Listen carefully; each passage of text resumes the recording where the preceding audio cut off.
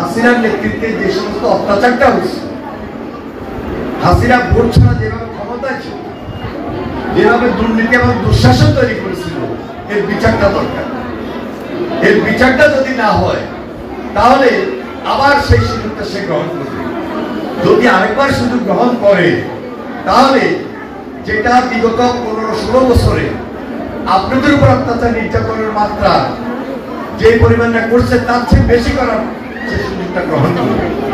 এই জন্য আমাদেরকে খুব বেশি সজাগ হতে হবে, সতর্ক হইতে হবে। আপনাদের চোখের সামনে বেগম খালেদা জিয়াকে কিভাবে অত্যাচার করেছে, কিভাবে নির্যাতন করেছে, কি পরিমাণ অত্যাচার করেছে, মিথ্যা মামলা দিয়ে, মিথ্যা সাজা দিয়ে তাকে জেলখানে রাখছে মাসের পর মাস, বছরের পর বছর। এমনি তিনি অসুস্থ হন নাই, আজকে তিনি চিকিৎসাধীন অবস্থায় আছেন।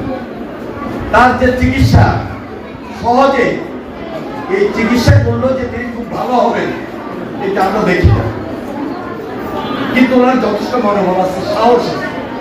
এখন পর্যন্ত আমাদেরকে মনোবল দিয়ে যাচ্ছেন এবং সাহস দিয়ে যাচ্ছেন যে হাসিনার বিচারের জন্য যদি তোমরা আন্দোলন না করো এবং এই মুহূর্তে বিচার প্রক্রিয়ার পাশাপাশি সংস্কার প্রক্রিয়া এবং নির্বাচনী প্রক্রিয়া যদি না করো তাহলে এই দেশে গণতন্ত্রের বীজ শক্তিশালী হবে না।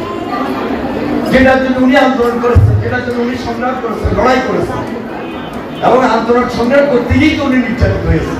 আমাদের সবাই প্রত্যাশা জানে এখানে যে দেশে একটা স্বাভাবিক নির্বাচন হবে, দেশে একটা স্বাভাবিক নির্বাচন হবে। নির্বাচন হলে অন্তত জনগণের একটা স্বস্তি আসবে, যে স্বস্তিটা এখন পর্যন্ত এই দেশের মানুষের কাছে আসে নাই। স্বস্তিটা খুব জরুরি, খুব প্রয়োজন।